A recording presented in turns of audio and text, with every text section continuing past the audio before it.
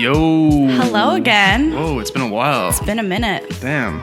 I got these new headphones on right now, which I don't think they even fit my... Do they look okay to me? Yeah, they look fine. Oh, Jesus Christ. We have Cody here. Cody, how do you say your last name? Cody. Kearsley. Yeah. Cody Kearsley in the house. And that's a badass shirt, by the way. Thank you. Oh, it says just do it. Nike. Yeah, I got yesterday at the Nike store. Oh, nice. It's open now? Just opened, yeah. Nice. Wait, Nike store? Yeah, on Robson. Oh, okay. Cool. Everything's been open. Nordstrom opened today, I think. Oh, really? Yeah. Oh, wow. Nordstrom. Yeah. Fuck, I'm not shopping there ever. No, It's a discount yeah. rack. There's a few. There's a discount rack there? Yeah, okay, cool. So, Cody, you're an actor in Vancouver, and I've been actually wanting to get you on since 2000. You're mic okay? I can't hear you guys. Oh, No. no way. Hold on a second. I'm a bit quiet, too. If Kinda you could jumping in and turn out. me up. Is it okay? No, I just hear you through the room. Really? Okay, now I hear you. Okay, cool. Now you're Okay, cool. Okay. Anyway, so you're an actor in Vancouver, and I've been wanting to get you on since 2018. Shot you a DM. You turned me down a little bit. That's okay. It's fine. I didn't even notice it until recently. Yeah, totally. I was going to send you a message, and I realized you had messaged me a couple of Oh, years is that ago. what happened? You're Yeah. going to send me a message? Yeah. Oh, sick. Oh. Oh, that's kind of cool. I was going to say I love the podcast, and then I was like, oh, you asked me to be on it That's 2 years ago. awesome. Oh, shit, why didn't I see that? And what's really cool about you is you have your own theater company. Yeah. How'd you start that? Like, first of all, what makes you want to do something like that? Well, I went to theater school in Los Angeles for 3 years, and then I worked with a few different theater companies there for the next couple of years. And my next O1 visa got denied, so I had to come back to Vancouver. So right away I wanted to, and I didn't have an agent. I wasn't doing any TV or film, so I jumped right into theater here, and I just couldn't get an audition. I couldn't get into any theater companies. No. It was so hard. Like I went to Arts Club, Bar on the Beach, I auditioned everywhere. And I found there was a lot of big budget theater, Arts Club, Bar on the Beach. There's a lot of one and done plays done at Havana Theater. A group of friends would put up a play, but it was lacking in kind of an off-Broadway scene. So Brittany Law, who started the company with me, I was talking to her and we were like, she's like, why don't you do it? She's like, fuck it, why don't you just start a theater company? Like you're not getting these auditions, you kind of want to build something here. Why don't we just try it? So we said, fuck it, and we did it. That's awesome. So sick. And then ever since then, it's just been, I'm sure like the beginning stages of it were difficult. Yeah. Yeah. Because, one, it's impossible to get funding, right? Because a lot of the funding is reserved for the people who've been here for 15, 20 years. And it's hard for marketing as well. Like we don't really have many publications that do reviews anymore for theater, or it's hard to advertise theater. Like why plays is that? come and go. I don't know. We just don't. I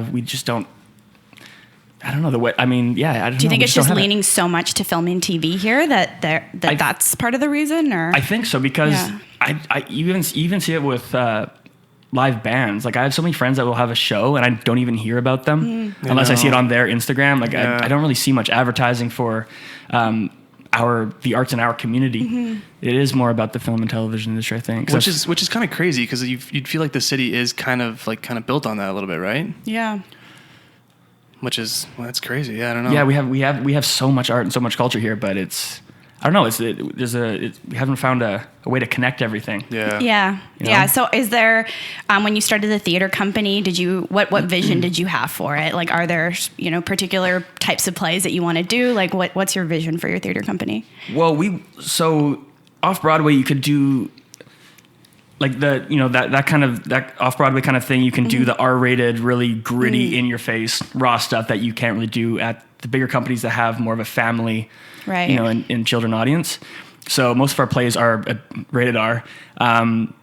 We just want to do gritty, contemporary. We're focusing on Canadian theater, and we have used local playwrights as well. But just the theater that young people want to go to and that inspires people, Yeah. Yeah, that's so cool. Yeah. I'm from Edmonton, like I was saying earlier, and we have actually a lot of community, no film and TV, but actually a lot of community theater in Edmonton. We do? Yeah. Oh. Crazy. Around the university. Right. Okay, cool. So that's how I first got into it. Did you always know you wanted to do film and act or film and TV acting, or did you want to do theater at first and then went into it? What was your? I don't know, because I didn't even know I wanted to act. Like I went to LA to dance. Oh, really? Yeah, What? You did? Oh, went cool. on a dance So scholarship badass. down there. What kind of dance? I did everything since I was a kid, like ballet, jazz, tap, hip hop, everything. But Breakdancing? a little bit, but not really. But like, yeah. That's But so like- cool. Like conversational hip hop, like music videos, like backup dance. Like I wanted to backup dance for like Rihanna or something. I was like, you know what I mean? I went on Rihanna's World Tour audition when I was like Really? 18. Obviously, I was never gonna get it. I was That's I was pretty. so That's lean pretty then. cool. They're all jacked, but so I went down there, and then I got kicked off the scholarship. So I went to theater school to get a visa so I could keep going to the dance Oh, really? studio. Yeah. And then Oh, it wasn't nice. until like 2 semesters in that I kind of fell in love with acting. Fell in love with theater because it was very classical based. So I didn't really know what I was going to do. I just knew I loved the craft. I loved reading plays. I loved being on stage, and I just kind of was trying to perform in any way I could. Yeah, and eventually I landed an agent about 5 years later. Yeah. And what was it like transitioning from theater to film and TV acting for you? Was it difficult, or was it? I know some people struggle with it. It was. I think there was no classes in school to learn how to be on camera, learn what it was like to be on set. That's another thing. The hardest thing is being on set. When I got to set, there were so many people. Like my first thing was Power Rangers and then Riverdale. So they're both pretty big sets. Yeah. And there's like I didn't know how to read a call sheet. I didn't know anything. I didn't know what circus was. What is a circus in Canada or US? Like home base? I don't know. See, I've heard of it, but I don't. I think that's the American one. But yeah, where the cast trailers are. Yeah. Like I didn't know any of this stuff. I didn't know what the different roles were. So the biggest transition for me was just kind of learning what the flow of set was like and how to be comfortable and confident enough there. Because I mean, that's the number one thing is being present and confident, right? So I was so tense when I was up first on set. Yeah. So my struggle was just getting comfortable with being on set. Is there anybody who took you under their wing, or did you just kind of figure it out and tough it out by yourself? I honestly think is just repetition. Like just you gotta just keep every time I was on set, it got a little bit better. And I'm Yeah. still, we're all still. I feel like that's like Yeah. everything too, right? Just the more you just do it, the better you get at it. Yeah. Did you feel like, Jesus Christ, earthquake over there? Did you feel like you had something you looked up to in the theater world, like in terms of like a famous actor or something like that?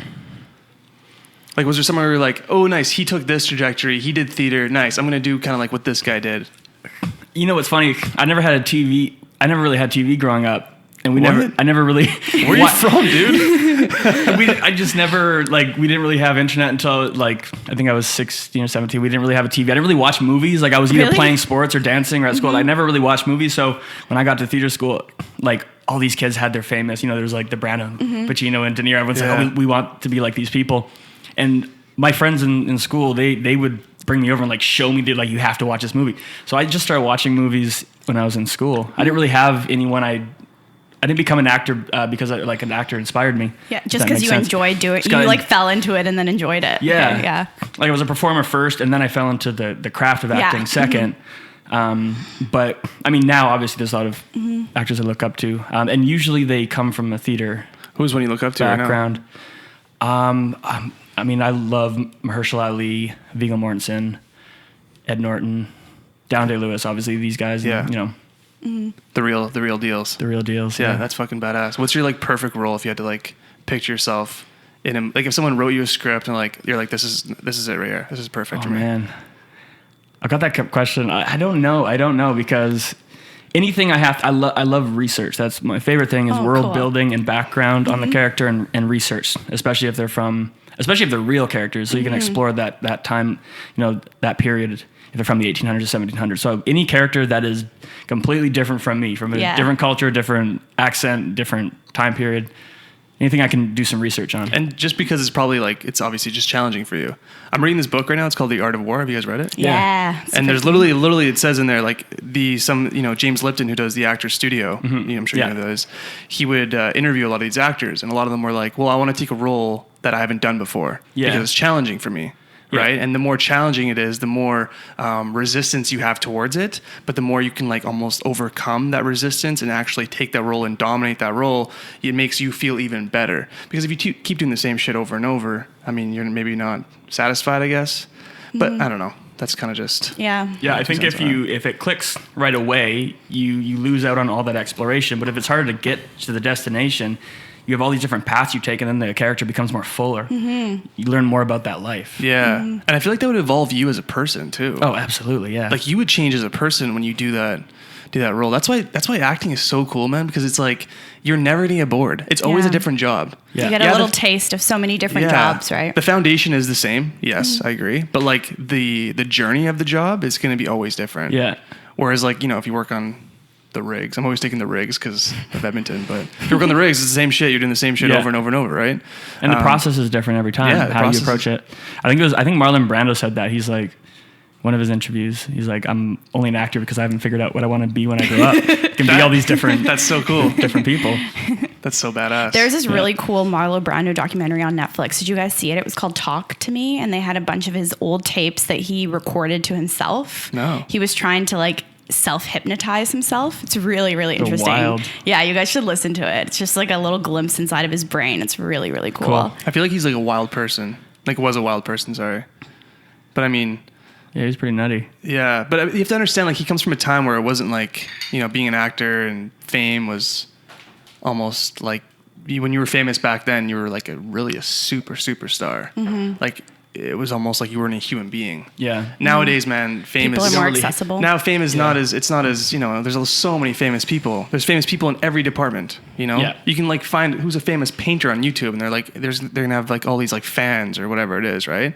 It's not as crazy, which I kind of like, to be honest. I prefer this style better. Yeah. I feel like everyone can have a piece of the pie. Everyone can be equal and thrive. Yeah, and it just humanizes everyone a little bit more. Yeah, right? No one's kind of a dickhead.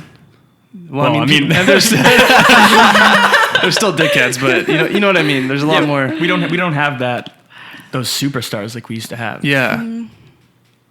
I guess I don't know. I guess we do have a few, but it's not in the same way. Like we know about their personal life. They seem more human. They don't seem like royalty or gods. Yeah, and like their image isn't constructed like by a studio, because you read all of these biographies of people and they were like on uppers during the day and downers at night, and their image was like very carefully constructed. Names were changed. Yeah. I think things are maybe a little bit more authentic now.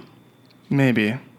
Yeah, I think so though. Like maybe a little bit. I mean, I know if I ever, and it's so easy to say this, right? If I was ever a big movie star, I don't know if I would ever act like a dickhead. But I mean, who knows, man? It's so easy to say that. When a homeless person asks me for change, I don't even really respond. I don't. Like I just keep going. You right? dickhead. I pretend I don't hear them. That's just gonna get worse. the more successful. Maybe that progresses. I don't know. I've always wondered that, actually. I had this conversation recently. When people become, monsters, when they get to that level, is that a seed that it was already there and it just kind of been nourished and watered and blossomed into being a dick, or does the fame and celebrity change people? I don't know. I think maybe a little of both. A little of both, yeah. Yeah. But I think the pros are really good at doing it. Like if you look at The Rock, for example, like he's so good at being a celebrity. He's so good at it, man. Like he's the perfect person to be a celebrity. He's so good at it that we should make him president. That's what people are saying. Let's make him president because he's so good at this. He's the man's Beyonce. Yeah. I've never heard that before. That's a good one, actually. That's really good. Yeah, he is the man. Yeah. So how has quarantine life been for you? How's your life changed? And what have you been what up do you to? The first couple of weeks were a struggle. This view is beautiful.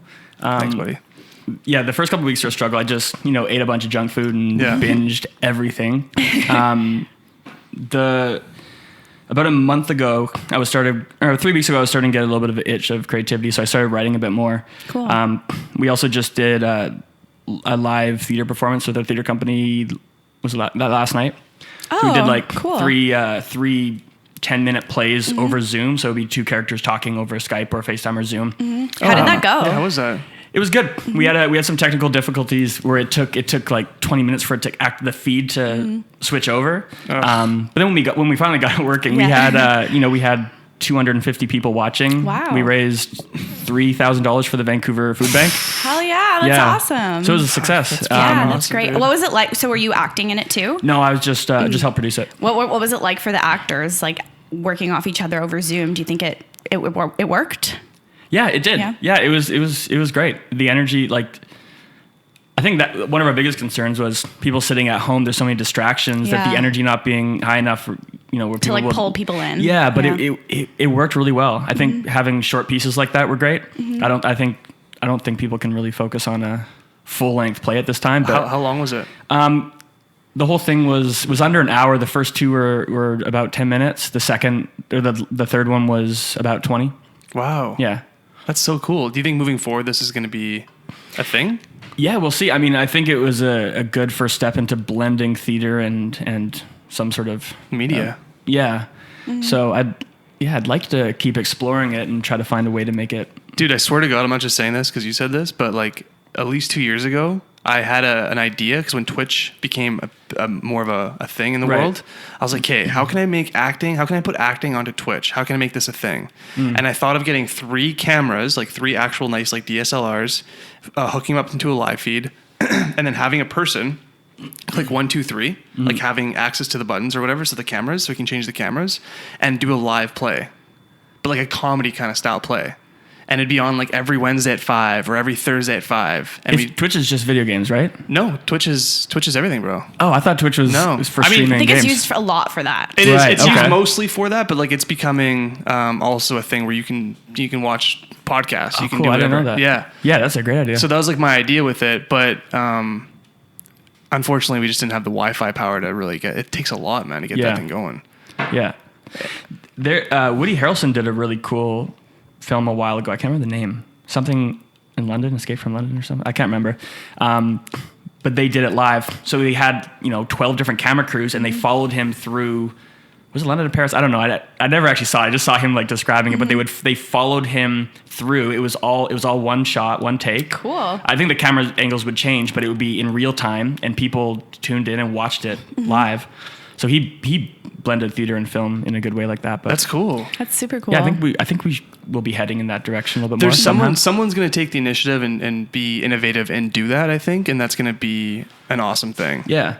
Like that's going to be so cool. Like even just hearing that, like how it's shot. Like imagine someone followed you with a camera and you went through an entire city. Yeah. And through that there was like, it's an actual play of some sort. And people are watching it live in real time. People are watching it live. People are on the street watching it. People Yeah. are just watching it in general. Like it's fucking cool. And then when it's done, you can watch it later on if you want. Yeah.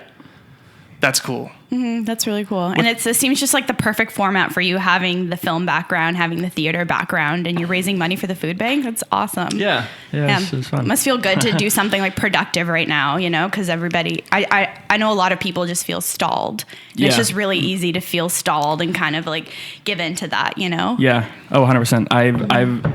I've started and finished all seasons of The Office, Community. I've never seen The Office. Really? No. Oh, it's so good. Is it? I started Community the other day. I finished Arrested Development. Arrested Development, that one? You did that too? Yeah. And I'm on Modern Family right now. Oh, nice. I've just been binging way too much. I finally watched the 5th season Arrested Development, which was kind of painful. Yeah. But still, Was it the 4th one that they re-edited? Yeah. Like the original yeah. format? It was so confusing though. Yeah. Yeah. Yeah. No, the first 3 are great, and then I Are think gold. it kind of Just Tobias. yeah, he's hysterical. Yeah. I have to check it out. What about you, Zach? Have you been doing pretty well since the beginning? Did you have a bit of a slump? I don't know. I kind of just been. I know this sounds kind of bad, but I didn't really take it too seriously at the beginning. And then I saw how many people were taking it seriously, and I was like, okay, maybe I should at least pretend to take it more seriously. And I don't really watch TV or movies or whatever, but I forced myself to watch. I was like, yeah, I'm going to watch a show. And I think the first show I watched was Westworld. That was one that was on my list for a while. Have you seen it? No, it's on my list though. Dude, it's fucking good. Yeah? Yeah. It's a lot though. Make sure you pay attention. I had to rewind episodes because I was just fucking around. And then I watched, just been binging a lot of movies lately. Like I watched Troy, Gladiator, just like the classics, man. I'm like, the big epic I want to movies. be in that fucking movie so bad. I know, right? Oh, dude. So sick. That's my dream for I'm sure. watching Hollywood on Netflix Ooh, too. Is that good? Yeah, it's actually pretty good. Ryan Murphy, right? Yeah. Yeah, it's pretty bingeable. Yeah. Yeah. It's cool if you're an actor. Yeah. Like it's more relatable. You're watching it, right? Yeah. I'm on episode 7 right now. I would say, yeah, it's good. I don't know. Did you see third season of Ozark? No, I heard that's amazing. I haven't seen Ozark. Is it good? Yeah. I heard it's amazing. It took me 2 tries to get into. I watched the first 2 episodes and I was like, I'm not really Me feeling too. it. I've seen the first 2. And Yeah, but go back and rewatch them, and then I think it takes 2 times to Keep get into going? it. Because it's one of the best shows I've seen. It's incredible. Really? Yeah. And it's so cool how Jason Bateman is like behind it all, right? Yeah, I think he's an executive producer. Yeah. And Oh, is he? he directs a lot of the episodes as well. And man, the fact that I'm taking him so seriously, Yeah. is amazing. He's 'Cause, brilliant. And Laura Linney is phenomenal. Like, Yeah. Oh, I love some her. Best Yeah. acting. Like the fact that like I take him seriously is so cool. Well, it's like a Bryan Cranston move, right? Coming from Yeah. Malcolm in the Middle Yeah, to Breaking Bad. It And is a Bryan Ozark Cranston move, is I mean, it's kind of in the same vein. It's about Yeah, I kind of got cartels. that vibe from But it. it's as good as Breaking Bad. Really? That was like, I haven't seen a show like that since Breaking Bad. Have you seen Better Call Saul? Yeah. Is it good? Yeah, it's funny. It's different than Breaking Bad. It's a little bit more lighthearted and it's funny. Yeah. Is it worth watching? Yeah, I think I only watched 2 seasons. I haven't finished it. It's worth watching a couple seasons of it. Yeah. I like that actor. He's good in Tim. Do you guys watch Tim and Eric? No. No, you've never No. seen that? It's so I've seen a funny. couple of it, but I don't watch it. Yeah. Tim and Eric, But- you guys watch a lot of shows. Yeah, eh? Bob Odenkirk. Yeah. And I believe Bob Odenkirk and David Cross, who played Tobias. Oh, yeah. They had a show. They had like an improv show or a sketch show Yeah. back in the day. Yeah. I tried to get into it, but I don't know. For me, I think just watching a movie, I'm just more satisfied. Yeah. Mm-hmm. Like if I can just watch a solid movie, because I don't know. For me, it's tough to give in like 10 hours. Right. Like for me to binge 10 hours or 12 hours or whatever it is it's a lot. yeah, it's hard for me too. That's why I picked Arrested Development, because I can do other things. Right, Well, because yeah. I had seen Yeah. it before. Yeah. So it's good backgrounds. Yeah. I saw Marriage Story the other day. That Yeah. was really good. Yeah, you like that? Yeah. Yeah. Got me right. Ugh. Yeah. Too real for me. Too real for you, eh? Not really. Mine was nothing like that, thankfully. Have you seen Marriage Story? No, but I've heard it's pretty Yeah. That's hilarious. Too real for you. Yeah. That's why I was picking all these lighthearted comedies, because I just needed that kind of pick me up, you know? I watched like right after this happened, my friend and I decided to watch a movie, like, press play at the same time. It never lines up though, does I it? know, You always hear the right? echo. We watched Virgin Suicides right after like COVID happened. I'm like, why are we Wait, watching what do you mean? this? This is so You press play at the same time? What do you mean? Like you like at home, like she's watching it. like I had her- FaceTiming? FaceTiming. And you guys press play at the same time? yeah, and it didn't quite line up. And doesn't sync up ever? Well, you can hear the echo through the screen of Yeah. the other person. So Yeah. It was kind of a failed experiment and also a really depressing movie to watch. right. Yeah, fuck that. For Power Rangers, before you booked that, how did that come about? Like the audition process for that? Well, so when I got to Vancouver, I got my agent and I jumped into theater right away. And then after a year of hardly getting auditions and doing 2 plays, I did like 2 small like Havana kind of community plays. She was like, you gotta stop theater so you can actually focus on TV for a bit. Oh. So I gave myself I was like, you know what, for a couple of years, I'm not going to do theater. I'm just going to focus on TV and film. And I was in Andrew McElroy's class. I've always wanted to train with him. Yeah, he's great. Been in his class about probably 6 different Oh, rounds. So I really focused on kind of camera technique and learning about that. So I booked Power Rangers probably within the next year. Wow. It was just like a 5-liner. They cut out everything except for, I think I yelled cops and you see me in the shadow. Still, that must And have then I been ran away. really fucking exciting at the time, right? Yeah, it was cool. The set was massive. It was huge. Yeah. I had no idea. So it was a good kind of throw me in the deep end there. But yeah. And then after that, you booked. And then I booked Riverdale pretty quick after that. Actually, like within a month after that. Oh, wow. I'm pretty sure I got the call on my birthday, actually. How dope is that? Yeah. That's I mean, so that's sick. what's in my head that I got on my birthday. I don't know Yeah. if it's like, but I'm pretty sure it was on my birthday. Yeah. And yeah, that was great. And were you on that for a little bit, or? Yeah, I've been on, I was still in this season. I've been on 30 episodes or something. Oh, wow. Yeah. Man, sweet. So- it's a nice payday. I think it's pretty awesome for his career. 30 I'm episodes. still- It's yeah. fucking I'm awesome. still in UBCP union. Yeah, I'm yeah. still in our union contract. That's so. all good. Yeah. What was not that paid like? like American. What was that like? Were the people nice on it? On Riverdale? Yeah, it was Yeah. a good experience. Was yeah. it Watch what you intimidating? say. Hey, what's up, everyone? This sponsor is brought to you by Project TransformX. If you are looking to take your fitness and health to the next level, I'm able to be your personal trainer in your pocket. With Project Transform X app, I'm able to customize your workout program, your nutrition program, and holding you accountable for daily communication. For more information on how I can become your online coach, please visit projecttransformx.com. I'll have the link for that in the description. All right, back to the show. You know, it's hard, like, as Canadians, as you guys know, like, it's hard to get big roles sometimes. We go in for one-liners all the time, and it's hard to kind of break through. So, you know, there's a lot of times that I felt that way because I have one line here and there, and I don't really have much story. Kind of a recurring principle, I guess. But it was a great learning experience to be on set and be around a lot of the veteran actors, the older cast were amazing. So I learned a lot from them. It was good to have, you know, because I maybe had 2 days every month for the first 3 years or so. So just to have that repetition, like we're talking about, just to keep going and keep feeling more and more comfortable with it, it was nice. It was a good stepping stone. Yeah. That's sick, man. That's badass. That's and awesome. did you feel like you learned a lot? Yeah. Like out of everything you've done, you think you learned the most on that set? No. Just added to it. I learned the most. I learned the most about the industry and how people. I learned a lot about the industry and how to be on set, essentially. Yeah. The last thing I did, Daybreak, I learned the most about acting from that. Okay, tell us about that. That was the first time I was a series regular, and that was the first time I actually got to bring the process that I built for myself in theater, and it always does change, but the kind of the baseline process that I have, it was the first time I got to bring it into that character and actually have the time to prepare and build the backstory and fully immerse myself and dive in. And that was the first time that I really felt confident about my acting in front of a camera. Right.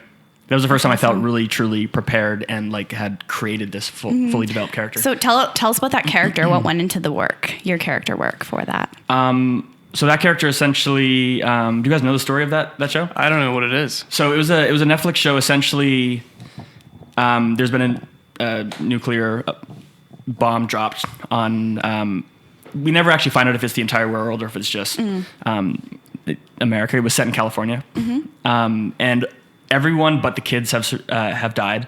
So the kids have formed all these tribes based off their high school clique. So like the jocks, which I was the leader of, we were the bro jocks, and we became like this Mad Max style tribe. Cool. The cheerleaders became the Cheermazons, like these Amazonian warriors, that their goal was just to kill off all the men of the world. And it was like all these, like the nerds and that sounds really fun to act in. Yeah, so there's all these tribes. Yeah. So I got to basically lead this Mad Max army. I had a mask. My face was all burnt off. I had this battle axe and armor. It was fun. That's sick. Yeah. And is that airing on Netflix? Yeah, it's on Netflix. It got canceled. It was only on one season, but it was a good time. Yeah. Sweet, man. That's awesome. And are you working anything right now or have anything coming out? I just a short film just screened. I did a film with Bruce Willis. That's fucking badass. A few months back, and that's going to be screening nowhere in North America, I don't think. Oh, really? Yeah, but why not? Like it's overseas, or yeah, okay. I think a lot of his last films. Be careful what I say. A lot of there's a market for like kind of quick C-level action films, like sci-fi action films that star Bruce Willis or Arnold Schwarzenegger. Right. Is that in China or in Europe or? I think everywhere. Yeah, Okay, I cool. think they're. I can't remember where this one got sold, but I think it's screening everywhere but North America. But these kind of like big American action heroes, they lead these kind of small indie sci-fi films that I guess overseas everyone loves them, and it was kind of one of those deals. Like we shot it in 14 days. Really? It was so quick, and Wow. it was. Did you get to meet Bruce? Yeah, it was me and him fighting aliens the whole time. What? Is he so cool? Yeah, it was an experience. Yeah. Dude, And did you get to do like fight scenes and like what was involved with that? A lot of green screen stuff, or Yeah, so there's like these. Yeah, the aliens were all green screened. what was that like? Had you done that before? Had you acted with? No, or I don't know. reacted to- I hadn't. It was weird because it was usually the first AD or if he was busy, just whoever they would grab, be like, hey, stand here and put your hand here. Right. What our eye line was. So, Yeah. and we would just be staring at this. And like there's one where this guy, his back to us. So we're all staring at this guy's hand. The director would be like, okay, now he's turning. Now react like you first see the monster. So then all of us like react to it. It was very weird, but it was fun. That's really cool. That's fucking sweet, man. Yeah. Bruce Willis. Dude, that guy's like my hero growing up. I think he's the coolest guy ever. Yeah. Especially in Quentin Tarantino. What's that movie? What am I thinking of? Pulp Fiction? Yeah, Jesus Yeah. Christ. Like, he's so cool in that movie, dude. Oh, that's sweet, man. Good for you. Yeah, he was a legend for sure. So as a Canadian, actor, I find myself in this situation like yourself as well. Do you feel like you kind of get like a little bit, you're obviously a little bit more ahead in the industry than us. Do you find that you kind of, a lot more, yeah. Trying to be modest over here.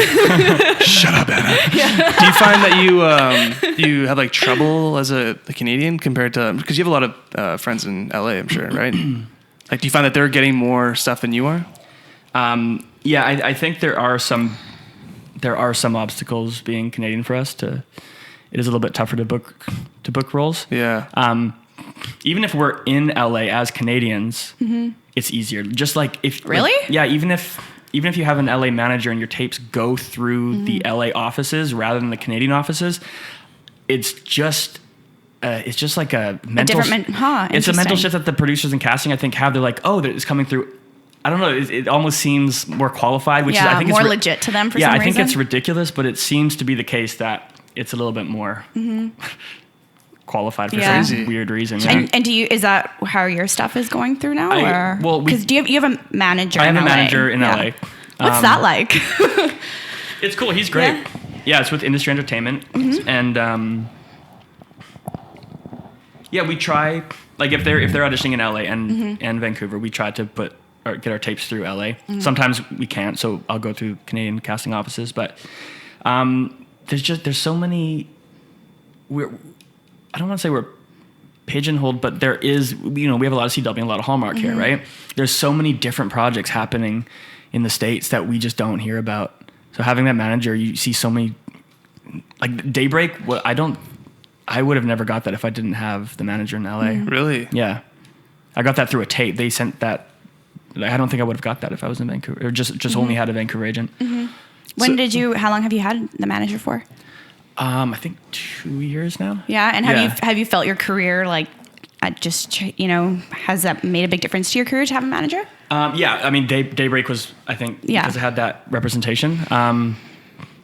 But I mean, I haven't worked for a long time. I guess no one has because of COVID. But even before COVID, I hadn't worked for a long time as well, and I hadn't really gotten auditions.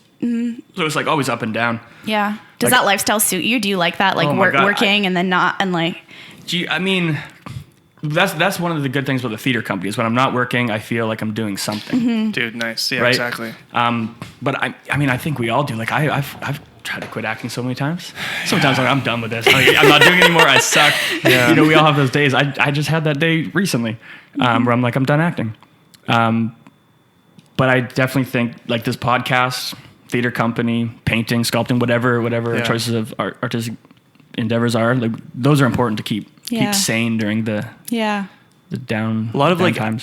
actors that are like moving to the city or whatever, like they'll DM me and stuff because I feel like they listen to the show and they're always asking me like advice for acting and stuff, which I'm in no position to give any kind of advice. But I'm always, my number one advice I can tell anyone is just, if you're in this kind of industry, have something else.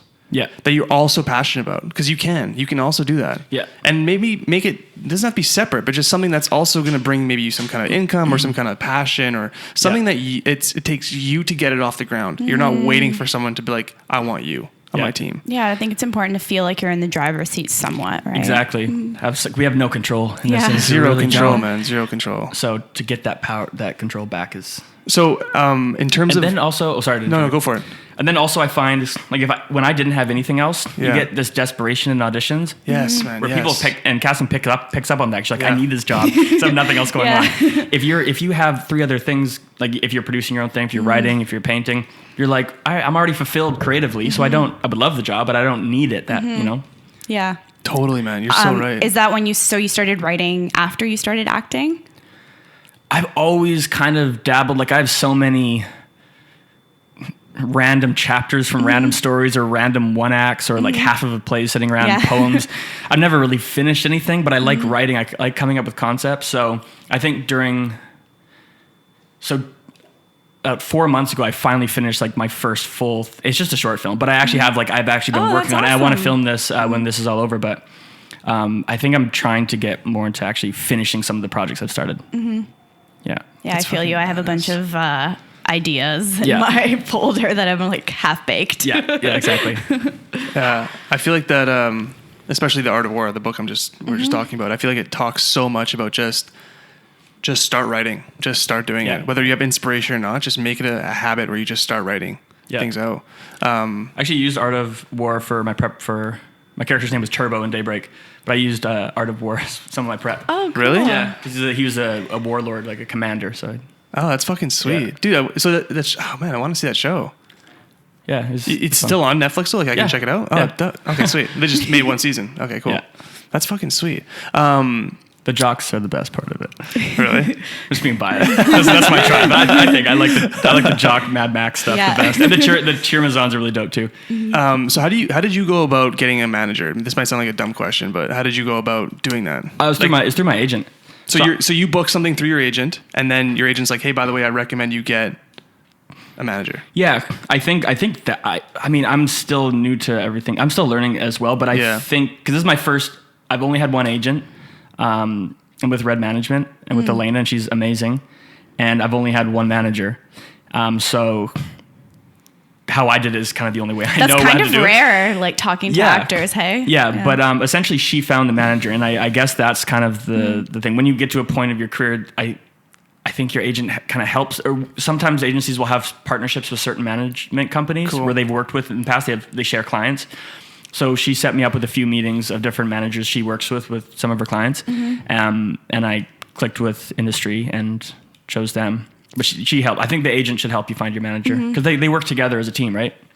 Yeah. And what's your relationship like with the manager? Like how do you guys interact? Because I'm not really, it's a bit foggy as to what a manager exactly does to me, you know? I think right now he kind of acts as an LA agent, essentially. Most of my communication goes through my Vancouver agent. And then he or she talks to Yeah, him? they're all CC'd on every email. Like kind of everyone's in the loop for everything that goes on. Any email that's sent to me, everyone's a part of it. But most of my communication goes through my Vancouver agent. Okay, cool. Yeah. That's sweet.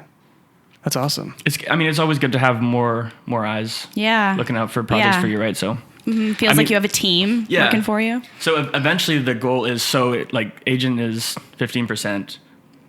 When you get your manager, it's 10 and 10. And then the goal for us is to have a Canadian agent, an LA agent, and an LA manager. And then it goes to 777 commission. Oh. Yeah. Oh, okay, cool. So they each would take 7%? Yeah. That's cool. So you don't actually end up paying very much more. No. Their commission just ends up going down. But then when you have those two agents, the manager, you should be at a place in your career where it's like good for them. Yeah, like they're making money off that 7. Yeah, exactly. That's sweet. So it's almost like the agent partners up with the manager, and it's kind of like two separate things, but they kind of work as one. Yeah. Eventually. Yeah. Okay, that's sweet, man. Do you find if you were to take yourself and you were born, let's say in LA, okay, for example, do you think you'd be further ahead in your acting career? I say that I wonder that all the time because I'm actually from a place called Oliver in the Okanagan. I don't know if anyone knows that. There's nothing really going on there. I think I've driven through. Exactly. Yeah. I always think even if I was born in Vancouver, if I'd be farther along because I didn't get out until I was 18. Didn't even really start training like craft wise until I was 18. I had an amazing drama class there, but if I was in Vancouver, I maybe would have joined some outside theater companies, taken some outside classes as well. And yeah, I don't know. I always wonder that too. I'm like, if I was born in LA, where would I be right now? Like you might have started acting when you were like 14, right? Yeah, you never know. I think shit is just so random when it comes to this career that you can't say one path versus the other would have you further ahead or not, right? No. And I'm so bad at comparing myself to other people's careers. Are you? I think we all are. Like, have you done the worst IMDb rabbit hole where you're they booked their first film when they were like... I do that all the fucking time. They won an Oscar when they were fucking 28. I'm already 29. How old was Heath Ledger? How old was Heath Ledger when he did Batman Joker? He must have been like 38. Exactly, yeah. 28? What? He's my dad. Damn it. I think I used to have that more, but then after I turned 30. Oh, congrats. Or happy birthday. End of April. Congrats. You made it this far. I made it this far. What? When was your birthday? April 28th. Oh, sorry, dude. I think after I don't know, a lot of those things just kind of like fell away because I had these ideas of like what I wanted to do before I was 30, and now I'm 30, and now I just don't care as much. I don't know. I feel like less it's it's almost like a relief. Yeah. You know? Right. Well, one thing that I've definitely learned since like when I was, from being 22 or 23 to now is just you can work super fucking hard at something and not go anywhere. That's one thing that I learned. Like you can put a lot of energy into things, bust your ass on it all day, and it might not go anywhere. Like those sketches that I was kind of talking about with me and Joey did. Like we did a sketch every day for a year.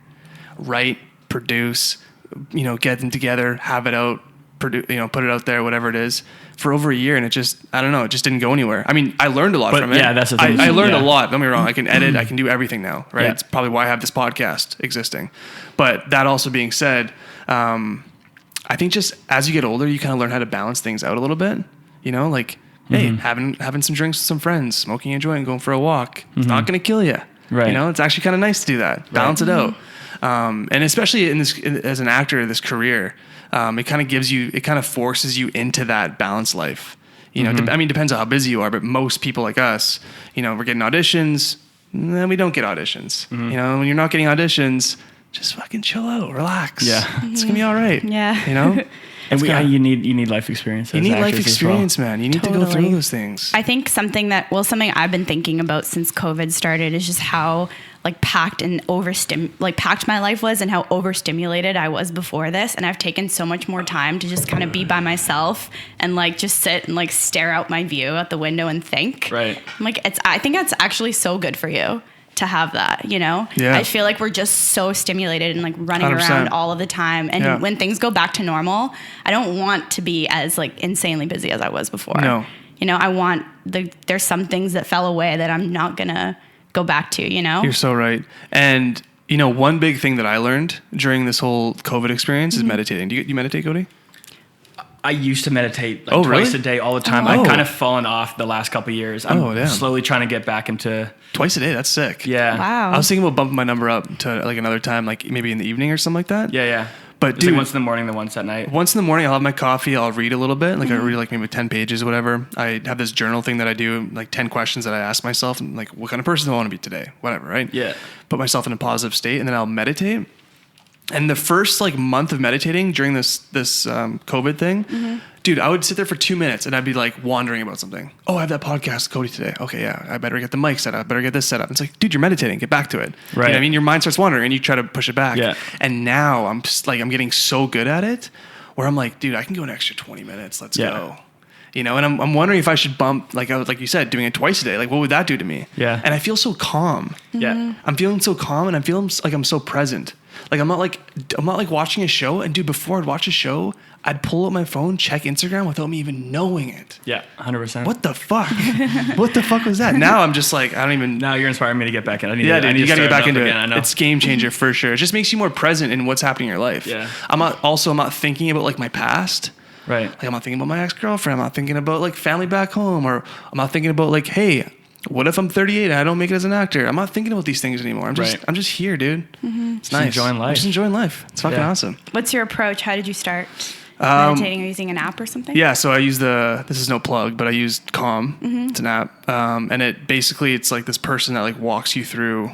There's like, for example, like 21 days of Calm. So it's like day 1 all the way to day 21. And it kind of like walks you through the entire meditation. It's like, okay, it's okay if your mind wandered. Let's bring it back. And it's kind of nice because there's like a little message at the beginning and at the end where it's like, you're going to hear noises in your day. And they're just noises. They're just moments, and they're going to pass. Like, just little things like that. I'm like, at first, you're kind of listening to it, you're like, oh, come on, this is horse shit. That's just my mentality, right? I'm from Alberta. I'm just like, this is fucking bullshit. Come on. And then you kind of just like, you just go with the process, more with it, and it unfolds so nicely. Yeah, about a week before everything hit, there was a friend from Toronto who sent me this WhatsApp group, like 21 Days of Abundance, this Deepak Chopra meditation. And it was within a week of it all starting, and I did it, and it was absolutely perfect timing, and I've kept up with it too. And yeah, I feel like a slightly more sane version of myself. A slightly more sane version. Yeah, that's a good way of putting it, I guess. Yeah. Yeah. That's exactly what it is. What kind of meditation did you do? When I was 21, I started dating this woman, and she was a huge hippie, so she kind of brought me. We were like meditating in energy vortexes in Sedona. My hair was like down. Amazing. Joe, that's it was long. So there's like we went to like different group meditation ceremonies, and I learned a few different techniques. But yeah, I felt the most spiritually connected that time. So I'd like to get back there. I keep kind of going in and out throughout my life, and I've slowly been trying to get back to a place of that being that present. So I mean, that's just it's a beautiful place to be. I feel like if you can be that present with this mentality that you have about like getting ahead in the industry, like if you can somehow like I watched the Michael Jordan documentary. Did you guys watch it on Netflix? It's on my list. I heard so many good things about it. Have you seen it? No. Oh my God. Everyone says it's that, the number one documentary I've ever seen. Wow. And it made me realize how good Michael Jordan was. But not only that, like his mentality of wanting it so bad was like way over here. And then I can see a monk being like on the other side of that, like a monk who doesn't care about that stuff. It's not important to him. And if you can just pull those two people and meet them in the middle, I really think you have the perfect human being. That's my opinion. Yeah. So like I said, like this drive that you have right now, and then how you were like when your hair was down to here. If you can like meet those people in the middle, That's bro. why I'm growing my hair. I'm trying to get back there. Yeah. It's all about the hair. Dude, the hair does make a big difference in meditating. It puts you in that persona of being a hippie. Your hair's supposed to be like receptors or something. Yeah. That's what they say. The longer the hair, the more zen you are. Yeah, straight Connect up. to the universe. 100%, man, 100%. But I think that's the approach that I try to have is like taking myself very seriously when it comes to prep and when it comes to the story, and taking your craft really serious and your career really serious. But once you do it, once it's out there, at the end of the day, we're just clowns essentially, right? So you can't take it too seriously once it's out. No. That makes sense? Yeah. Some people get too precious about it, and then it's we've all seen people who kind of get lost in the industry And that gets you stuck in the past too, And as stuck in the opposed to past. just like focusing on the thing in front of you, Oh, right? when my first scene came out in Riverdale, I was like, I'm never working again. Oh. Worst acting I've done in my life. They actually sent me to act. They're like, you should take some film classes because you're way too theatrical. And I was like, it was horrible. So I was stuck in that for a while, and I was like, but now I'm like, it is what it is. Everyone has bad performances, but. I've heard from people who have had a strong theater background that it's like a little bit of a transition, like a little bit of a hiccup in the beginning, but then in the long term, I think you have an advantage. Yeah. But in the beginning, adapting, I think, from theater to film must have been a bit of a challenge. Right? I think in theater, our process is just so precious. We spend so much time building these things, and film is supposed to be is so much more present and loose, and there's so much more improv and playing with lines and playing with how you feel on the day. Theater, you rehearse this thing for months, and it does change overnight, but you rehearse this for so long that you kind of get stuck in a way of doing it. So theater kids tend to be very cerebral, and I know I was like stuck in my head. Every transition of thought, you're like thinking everything. Yeah, man. Fuck. It shouldn't be like that. It should be just playing off each other and listening. Well, man, it literally talks about that in the book. Again, Art of War. Right. Literally talks about that. Like if you once you put something out there, you did it. You put it out there. Critics are going to say what they're going to say. People are going to say what they want to say. Whatever it is, just don't let that get to you. You did it already. And just You're moving be on. present for the next thing. Be present for the next thing. Be better on the next thing. And even if you are good on something, be better on the next thing. Like even if you find yourself great, be better. Always be improving. Gary Vee was talking about that. Like not only Gary Vee fan. Yeah. Yeah, me too. Yeah, he's inspiring. Yeah. But not only not listening to the naysayers, but also not listening to the positive praise, because then you can get trapped in that loop where you're like, I'm killing this. I'm the man. I am the best. Yeah. That ego, man. So he's like, he doesn't listen to any feedback. He just keeps going. So Who's Gary Vee? What, dude? he's like a motivational speaker, entrepreneur. Okay. Has he been on Joe Rogan before? Yeah. Okay. I think I'm I haven't seen that one. Yeah. He's insane. He's a pretty crazy person. I feel like he sleeps like 3 hours a night. Yeah, I feel David like- Goggins level? No, he's more like about like social media and like how to use, like he's very on social media, right? I'd say that's 90% what he's all about. Focus on content and how to put your brand out and content. And Yeah, and like don't worry about so much what people say about it, and like don't film something because you think it's cool. Like document. Don't worry about views. Like just you should definitely check him out. I know you don't really care about social media and all that stuff, but you should definitely check him out. his energy is through the roof. Through the roof. At all times. Constantly. Yeah, he's very inspirational. Cool. He's flying, Yeah. man. Everyone, there's like comments on YouTube. I'll check him out. They're like, is he on Adderall or not? Like, is he on it or not? What's 100%. But awesome, I'm the same as you. Like I'm weird about social media. I have a tough time as well. Yeah. Every time I post something, I'm like, why am I doing this? I always like question Really? myself. I've posted and removed posts a lot. Yeah. And I'll go back sometimes and I'll remove things. Like, That's why I like stories, because they're non-committal. Right, exactly. I'm the same way. Yeah. I'll go through phases where I'll post a little bit more, especially if there's something like I like promoting something. I don't. Something that's like outside of yourself. Yeah, I don't really want to almost. promote I don't want to document my personal life that much. Yeah. I posted a picture today. I thought what I was wearing was cool, but I usually don't do that. I felt cute. I was into myself this morning, so I'll post a picture. Yeah. But I usually don't. That's hilarious. Yeah, it's a thing that you kind of just have to get over. But I think the more, like I said, dude, me and Joey put out those sketches every single day for a year. Mm-hmm. I feel like I ruined my reputation so bad that it's like I can't do anything worse than that anyways now. So it's like posting a photo of me and my dog is not gonna be bad. I gotta watch these sketches. Man. Oh yeah, dude. If you scroll down far enough, you'll see that. That's how I felt about my first the pilot of Riverdale. I was like, I can't get worse than this. Only going up from here. This is great. Because imagine starting off like who. Oh, I can't remember her name. Who was in that girl that was in True Grit? Didn't she win an Oscar for that? Oh yeah, yeah. Yeah, that was like one of her first things, wasn't it? I mean, she's phenomenal in everything she does now. I can't remember her name, but imagine the like girl, right? Haley. Yeah, Haley Baldwin. No, that's not her. Close. Haley Seinfeld. Yes. That's it. Imagine winning an Oscar for like your first thing you do, and then you're like, oh fuck, now I gotta live up to that. Yeah. It's good to start at the bottom. Yeah. Now the pinnacle's so high. Yeah. That's hilarious. Well, Cody, man, I appreciate you coming on the podcast. It's been thanks fun, for having me. It's This good was chat great. with you, dude. Like I said, there's a few good seeds in the city, and I think you're one of them. And I Appreciate hope that. to see you on the big screen one day. Well, I don't even know there's gonna be a big screen anymore after this COVID thing. I think theaters are fucking done. What do you think? No, they're not done. You don't think so? No, not for I mean, good. superheroes are keeping them alive. Yeah.